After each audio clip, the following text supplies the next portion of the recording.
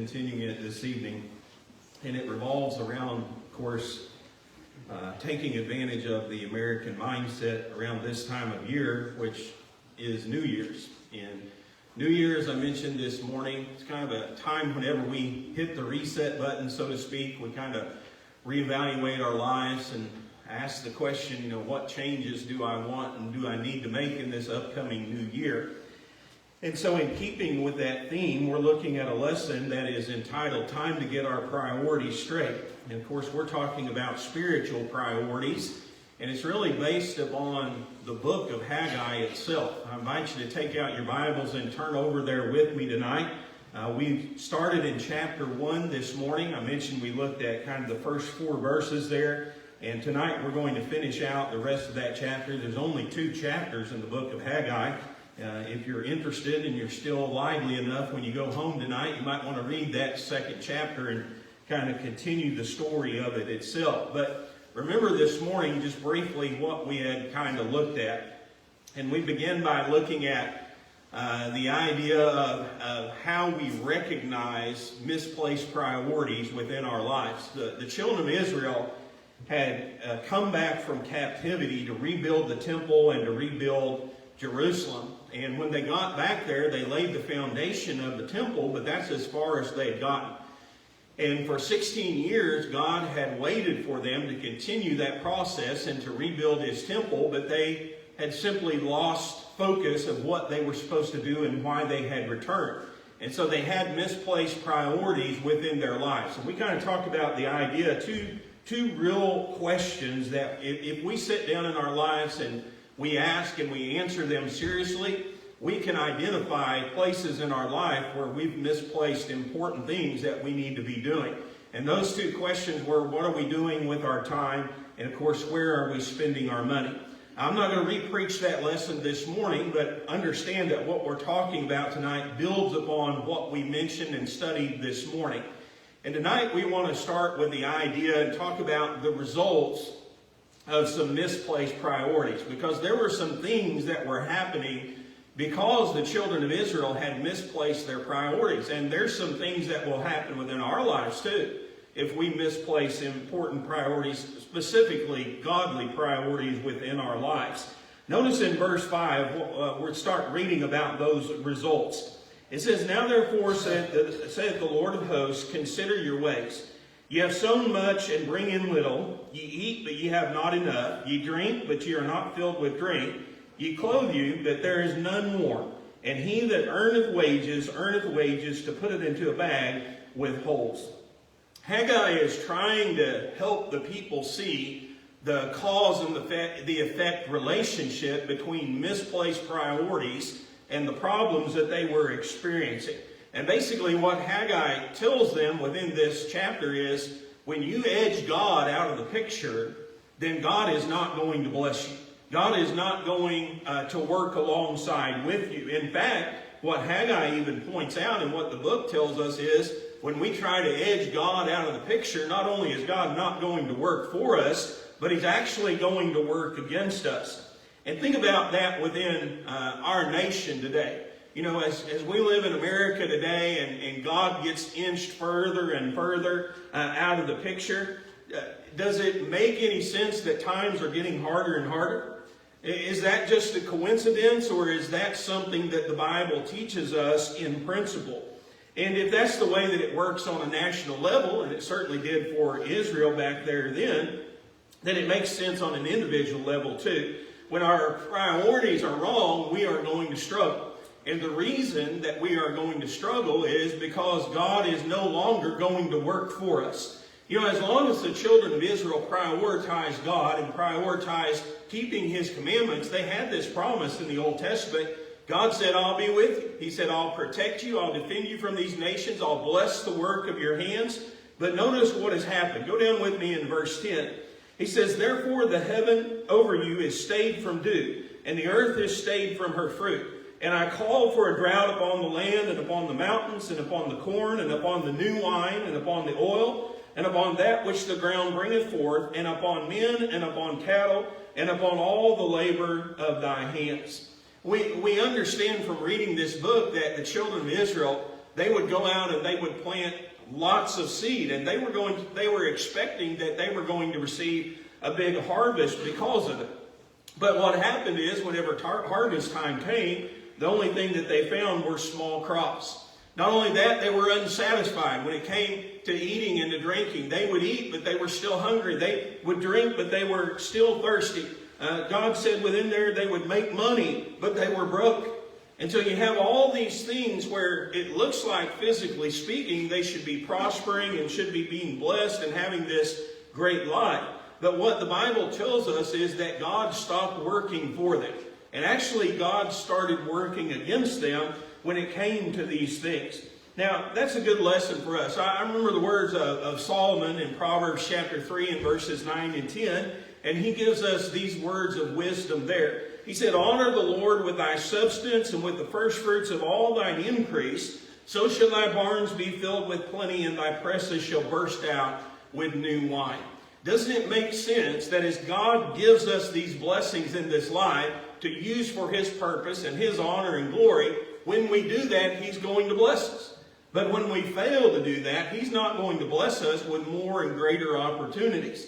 And so you have this result, the children of Israel here, the result of their putting off these things and of misplacing their priorities was that God was no longer going to work for them.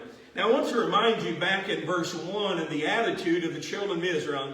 And I think this is important to understand because it kind of reflects human ideology and thinking. But remember back in verse 1, this is what God says that the people were saying. He says, "This people say, the time is not come, the time that the Lord's house should be built." Why were they not building the Lord's house? Why were they not building the temple like God had released them from captivity to do and brought them back to Jerusalem to do? And the answer was because of their current struggles. They were looking around and they were asking the question, how can we rebuild the temple when our harvest is so small? How can we rebuild the temple where we ourselves are hungry and thirsty? How can we rebuild the temple when we are broke? And their attitude was, it's not time yet, but things will turn around one day. And when things turn around, then we're going to rebuild the temple. We're going to do what God told us to do. What Haggai is telling them is, you've got it all wrong. The problem that you're experiencing here isn't that you have a poor economy or you have bad luck or you have strange weather patterns. He says the problem is your misplaced priorities. And because of your misplaced priorities, God is causing your crops to fail. He's causing your economy to struggle. And until you get your priorities straight, things are not going to get any better. And so the result of these misplaced priorities was that God stopped working for them, and He actually started working against them. Another result that we see because of these misplaced priorities was God's glory was hidden and obscured, not only to His own people, but also to the outside world. If you go back to verse 7 of Haggai chapter 1, it says, "Thus saith the Lord of hosts, consider your ways. Go up to the mountain and bring wood and build the house, and I will take pleasure in it, and I will be glorified, saith the Lord. Ye looked for much, and lo, it came to little. And when ye brought it home, I did blow upon it. Why, saith the Lord of hosts? Because of mine house that is waste, and ye run every man unto his own house." What was the result, or one of the results of their misplaced priorities? Well, notice back in verse 8, God tells them, go up to the mountain. Go up to the mountain and get wood. Bring that wood back down, and with that wood build my house. And when you build my house, I will be glorified. The implications of that statement is this: as long as the children of Israel failed to build the temple, the house of God, the name of God and His character was not being glorified like it needed to be. And so God says, if you do this, my name will be glorified. Well, think about that as a principle even today in the Lord's church. Isn't it still the case that when we do what God tells us to do, His name is glorified? And when we fail to do what God has commanded us to do, then God's name doesn't receive the glory and the honor that it so rightfully deserves. So think about how this would look to an outside nation. You might ask the question, how could God not be glorified by the temple not being built? When the outside nations looked at Israel and they looked at their religion and they looked at their God, a lot of these areas had houses that were built in honor of their gods. Where was Israel's house? What did they think of their God? What did people think of Israel's God when they looked over there and they said, well, there's their house's God. Oh, it's just a slab and a bunch of rubble laying on top of it. God said, my name is not being glorified. It's not receiving the honor and the respect that it deserves because of your disobedience. And so God had been robbed of his glory because of the misplaced priorities of the children of Israel. And the same is true as for us as Christians today. When we misplace our priorities, when we don't make God's priorities our priorities in life, then we fail to bring honor and glory to his name. We can hide and we can obscure the glory of God from other people. And we know what the Bible teaches. The world needs to see the glory of God, don't they? So that they'll obey the gospel of Jesus Christ. That's why Jesus said these words in Matthew chapter 5, beginning in verse 16. He said to his disciples of that day and age, ye are the light of the world. A city that is set on a hill cannot be hid. Neither do men light a candle and put it under a bushel, but upon a candlestick, and it giveth light unto all that are in the house. Let your light so shine before men, that they may see your good works and glorify your Father in heaven. What is it when the world looks at us as Christians and looks at the church? What is it that makes them think about the glory of God? It's the fact that we honor his request. It's the fact that we carry out his commands. And when we do what God tells us to do, it shows the glory of God to the outside world. Just like when Israel built that temple of God, it was a reflection of his glory to the world outside. Well, instead of the church reflecting God's glory to the world, when we fail to do what God says, then they fail to see the great character of God. They fail to see the great reverence and honor and respect that is due to his great being. So we pay, as the church, we pay a steep price whenever we misplace our priorities. We hide, we obscure the glory of God from the world. And when we hide and obscure the glory of God from the view of the lost, then that spells for trouble for not only those who are lost, but also for us for so doing.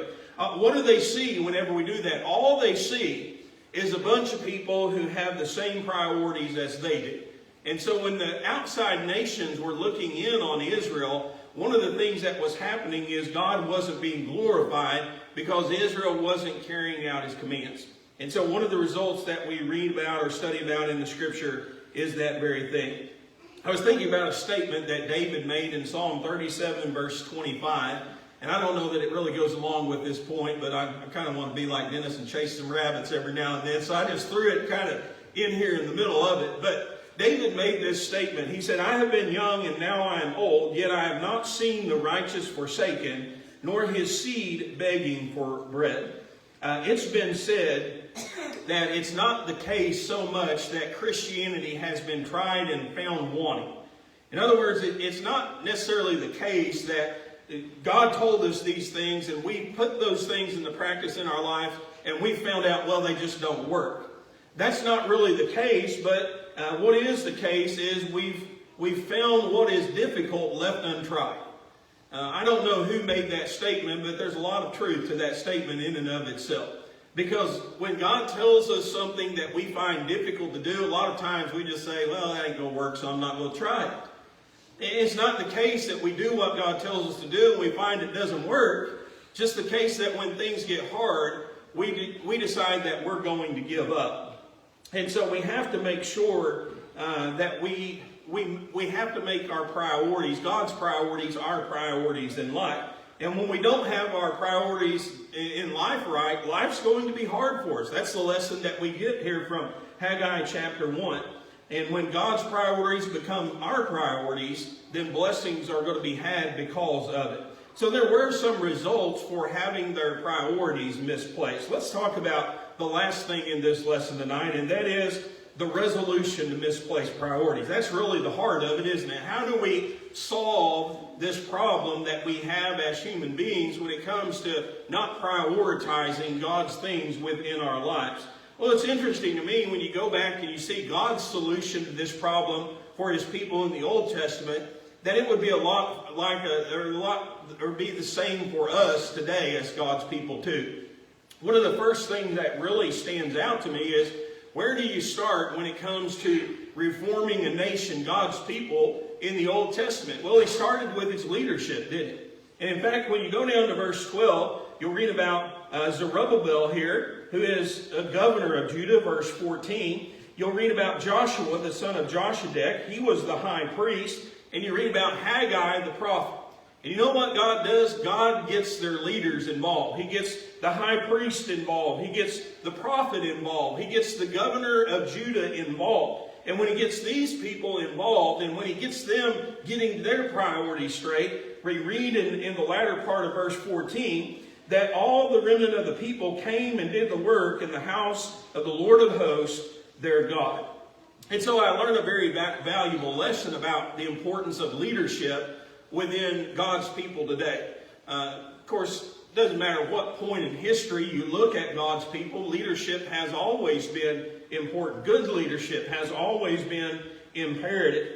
And so in the Old Testament, it started from the top and it went down, didn't it? It started with the high priest, and it started with the prophets, and it started with the governors. And when the prophets and the high priest and the governors got their priorities right, then something happens generally with people. People, generally speaking, are followers. And if their leadership is leading them in the right direction, it's pretty easy to get them to follow. So what does that mean for us today? Well, the same thing that it meant in Old Testament times. The leaders of the Lord's church have to get our priorities straight. That starts with elders. It includes deacons. It includes preachers. It includes older members of the congregation. We have to get our priorities straight, because if we don't have our priorities straight, the church isn't going to follow. And so, like it or not, we set the pace for the congregation, for the church in which we serve and work. And the Bible, or God understands that principle. That's why he emphasizes it to the Bible over and over again. If we aren't setting a good example when it comes to priorities, should we expect anything different from those we're leading? Well, we understand the importance of setting a good example. In fact, when Peter wrote to elders in 1 Peter chapter 5 and verse 3, of course, he himself was an elder, so it's not like he was just lecturing them. He was including himself in that discussion. But in verse 3, he talked about the importance of being examples to the flock. You think about the principle of examples in the pages of the Bible. Time and time again, we have example after example after example. You ever wonder why we have all these Bible stories, why God saw fit to preserve them and give them to us? Because they serve us examples, don't they? Some of the examples are things that we should do. Some of the examples are things that we shouldn't do and avoid. But the reality of the situation is this: as humans, we need an example. We need someone, or we need something that we can point to and say, I need to imitate them, or that's something that I need to do. And of course, the Bible indicates to us that leadership is supposed to be that living example. Not only do elders have that responsibility, as Peter wrote, preachers have that responsibility. In 1 Timothy chapter 4 and verse 12, when Paul wrote to the young preacher by the name of Timothy, he told him, be thou an example of the believers in word, in conversation, in charity, in spirit, in faith, in purity. Preachers need to be an example in every area of their life, and that includes prioritizing, putting God's things first within their lives too. As deacons, we need to be sure that we're prioritizing God's work. You know, each of us as deacons have a certain role in an area over which we're in charge. If we don't make that a priority, if God's work is not a priority within our lives, should we expect the church to be any differently today? Should we accept them to follow, or should we expect them to run at a different pace than what we're running ourselves? Where did this restructuring or this resolution to these misplaced priorities start? It started with the leadership, didn't it? God got the high priest involved. He got the prophet involved. He got the governor of Judah involved. And when all those people, those leaders, kicked in and started setting the pace and the example, then all the people followed their lead, and they did the work of God. They did the work, built the house of the Lord like God expected them to do. That's not always an easy thing to do, but like I say, when I'm preaching, you guys have to understand I'm preaching to myself as much as anybody. I mentioned preachers, and I mentioned deacons, and of course I'm both of those. I'm not an elder, hope to be one day in the Lord's church, but I am not. But I'm talking about us. I'm talking about those who are the heartbeat of the congregation. we have to have our priorities straight. And if we don't have our priorities straight, the congregation isn't going to have them straight either. So it's a gut check time. It's a time for each of us to examine ourselves and to ask that question, do we need to reprioritize things within our life? Not only did it begin with leadership, but there's another key element that it took to resolve these misplaced priorities. And that is, sometimes you just need some good old-fashioned fear of the Lord. Notice what he mentions here in verse 12. Zerubbabel the son of Shealtiel and Joshua the son of Joshadek the high priest, with all the remnant of the people, obeyed the voice of the Lord their God, and the words of Haggai the prophet, as the Lord had sent to them. Notice this statement, and the people did fear before the Lord. Why did things change? Why did the children of Israel reprioritize their priorities in life? Well, the answer is simply this. Things changed because they feared God. They obeyed because they had a fear of the Lord. And sometimes when you talk about fear, I know in our society, and even sometimes in the religious world, that word gets a bad rap. But understand, when the Bible talks about the fear of the Lord, it's just talking about an attitude of reverence and respect for who God is that leads us to obedience, that leads us to do what he's asked us or commanded us to do. And that's the response God's looking for from his people. He's looking for obedience. That's why he sent Haggai the prophet with this message. He wanted his people to obey. He wanted them to honor and respect him. And because they had a great honor and respect for him, they did what he asked them to do. After the people feared the Lord, they began to rebuild the temple. And the attitude of the fear of the Lord, it's this attitude that asks, or says to God, show me where I'm not pleasing you so I can change. That's what a healthy respect and fear of God is. It's the idea of show me where my priorities are wrong so I can get them right. Show me where I'm not honoring and glorifying you so I can change those things in my life. That's what it took to resolve their misplaced priorities. And of course, as Christians today, we need to have that same attitude too. We've looked at this lesson this Lord's Day. Again, it revolves around the idea of prioritizing. I know that probably all of us have some physical priorities that we're thinking about with this upcoming new year. But let's make sure we're emphasizing the most important priorities first. And that is spiritual things within our life. Recognize how we can look at our lives and how we can analyze them and say, have I misplaced my priorities? Understand what happens when we do that. There are some results that come from that. We're not going to be blessed by God if we're misplacing our priorities when it comes to spiritual matters. But not only that, we're not going to give God's name the honor and the glory that it deserves when we disobey him, when we misplace our priorities. How do we resolve those things? Well, all of us need to look at ourselves. It certainly does begin with leadership. Leadership has to set a good example. We as Christians have to be willing to follow that good example. And all of us need to have an attitude of fear for the Lord and a great honor and reverence for him. And that great honor and reverence for him leads us to do whatever he commands. Maybe there's one here tonight